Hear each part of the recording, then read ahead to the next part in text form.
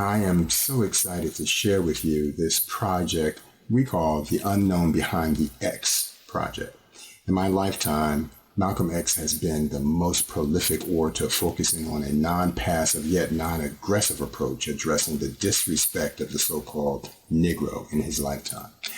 Though I was very young at the time, I was profoundly struck at Malcolm's ability to call a thing while giving grown black men the courage and expectation to defend their families, their community, and themselves.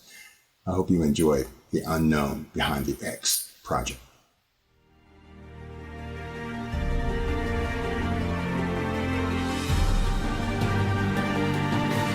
It's not hate to say that we were kidnapped and brought here. It's true.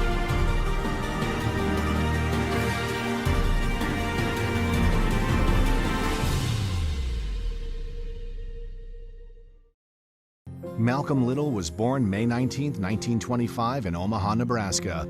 His father, Earl Little, was an outspoken Baptist minister and supporter of Marcus Garvey's Back to Africa movement. His push for civil rights made him the target of death threats, forcing the family to move several times. In 1929, their home in Michigan was burned to the ground, and 2 years later, Earl was found dead.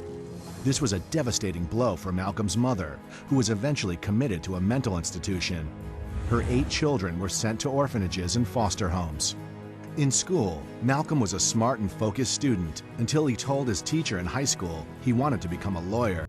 Malcolm X rejected the civil rights movement's use of nonviolent protest.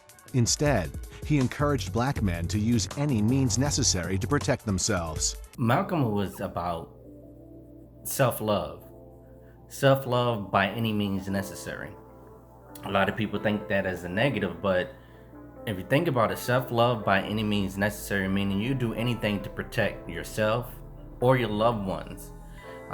In that state and time, it was a lot of hatred towards black people or anybody who was trying to do the civil rights movement.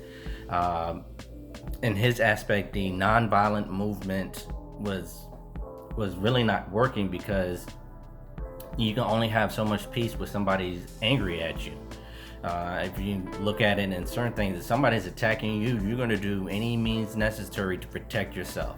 And a lot of people, a lot of organizations, they do anything in their means to protect. So why can't we do that for ourselves? Why can't we demand respect for ourselves as Black Americans during that time and even now, and not being seen in a negative aspect? So whatever kind of action program can be devised to get us the things that are ours by right, then I'm for that kind of action no matter what the action is. I don't think when a man is being criminally treated that some criminal has the right to tell that man what tactics to use to get the criminal off his back. When a criminal starts misusing me, I am going to use whatever necessary to get that criminal off my back. And the injustice that has been inflicted upon Negroes in this country by Uncle Sam is criminal. Don't blame a cracker in Georgia for your injustices. The government is responsible for the injustices. The government can bring these injustices to halt. Malcolm is referring to the government and law enforcement as criminals. The government is not granting the rights that are rightfully owed to black people, which is in turn criminal. The government is going against its own laws, breaking their own laws. Malcolm is insisting that we as Black Americans do whatever is necessary to claim the rights that are owed to Black Americans. And he poses the question, who are criminals to tell us how to get criminals off our back? Malcolm wants Black Americans to put pressure on the government, not individual white people, because the government can bring injustices to a halt. Well, I feel as though the government didn't want to grant black people their rights to begin with. And when black people pushed for their rights, they were quote unquote breaking the law. It's like Malcolm said, the government was itself a criminal. I'm speaking as a black man from America, which is a racist society. No matter how much you hear it talk about democracy, it's as racist as South Africa, or as racist as Portugal, or as racist as any other racialist society on this earth. The only difference between it and South Africa preaches separation and practices separation. America preaches integration and practices segregation. This is the only difference. They don't practice what they preach. So the first question I asked myself, being Malcolm, would be, why do white people hate us so much? And the answer is, from the darkness came the light. And from the light came chaos. There's no chaos in darkness. There's only peace in darkness. So what does that mean? Well, where was God at when she said, let there be light? Some people, might say, well, God was in heaven when she said, she said, let there be light. Okay.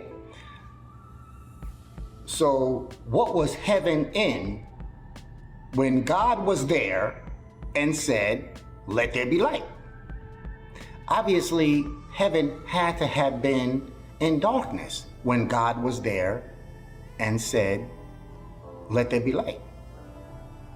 Well, what does that mean? That means God is black. If you continue the search with what does Lucifer mean in Latin? In Latin, Lucifer means light bringer. So everything light, bright, and white is evil to dark matter. So that's the reason why white people hate us so much. We all know the story. God, a black woman, kicked Lucifer, a white man, out of heaven for not obeying her. There's a great misconception about Malcolm X. You hear a lot of the negative aspects, the fact that he went to prison, he was on parole. He's always seen as negative, in a negative light.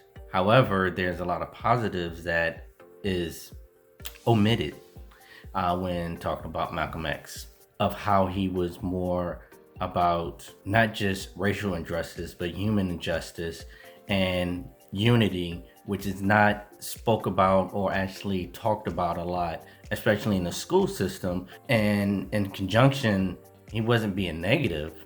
He was actually talking about self-love where you're not being controlled or letting others control you, in regards to the love for yourself and standing up for yourself. And I think that's a true misconception about Malcolm X. What's the solution?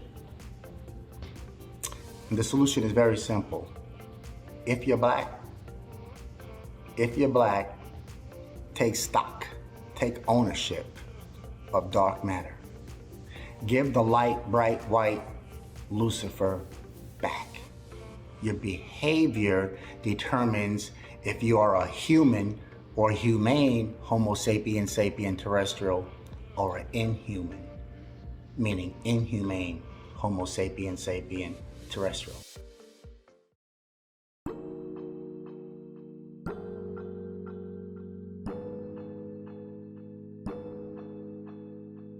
What is your real name? Malcolm X. Is that your legal name? As far as I'm concerned, it's my legal name. Have you been to court to establish that you are? I didn't have to go to court to be called Murphy or Jones or Smith. Excuse me for answering you this way. That's all right. If a Chinese person were to say his name was Patrick Murphy, you would look at him like he's insane, because Murphy is an Irish name, a European name, or the name that has a Caucasian or a white background. And if it doesn't look proper for a person who is yellow or Chinese to be walking around named Murphy or Jones or Johnson or Bunch or Powell, I think it would be just as improper for a black person or the so-called Negro in this country, as we're taught by the Honorable Elijah Muhammad, to walk around with these names. And therefore he teaches us that during slavery, The same slave master who owned us put his last name on us to denote that we were his property. You mean you won't even tell me what your father's supposed last name was or gifted last name was? I never acknowledged it whatsoever. Malcolm X, Al-Hajj Malik El-Shabazz, represented the strength of the men around me to unapologetically vocalize and unreluctantly to call a thing out loud for all to hear. I remember wondering as a young boy, why is it so difficult for the great-great-grandchildren of an enslaved people to do the one simple thing that does not require us to put our lives on the line to accomplish in the honor of our enslaved forefathers? Do what our forefathers were unable to do. From this day forth, erase their slave master's name.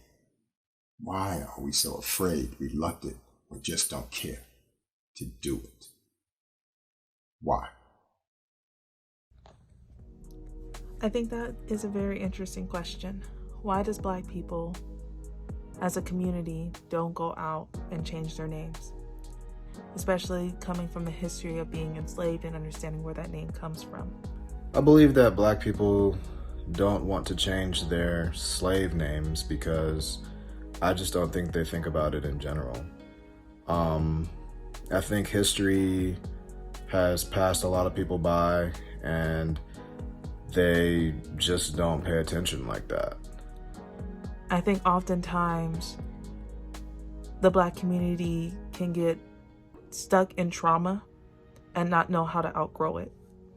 I feel like that is perpetuated in generational curses that we see around our Black community, how we're unable to grow past our pain and do something different.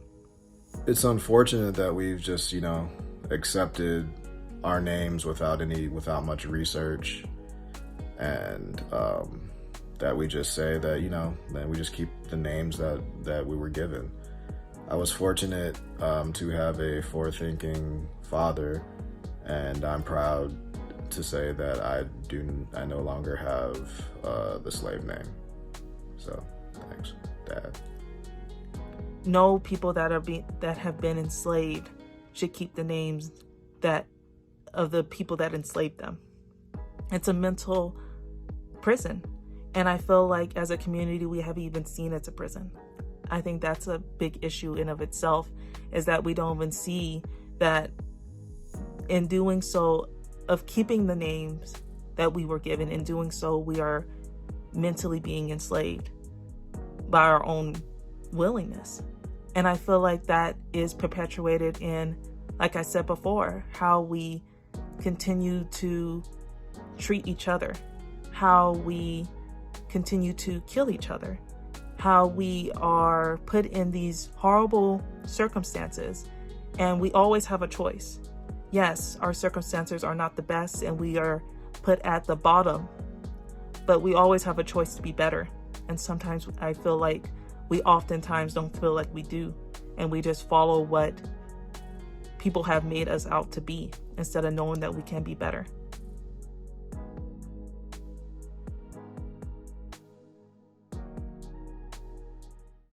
So the theme, of the project is basically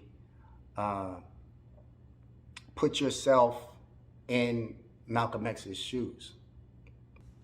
Only a manual would ask you to put yourself in somebody else's shoes and ask yourself some questions. Only a manual would do that. That's the type of, let it go, y'all, let it go.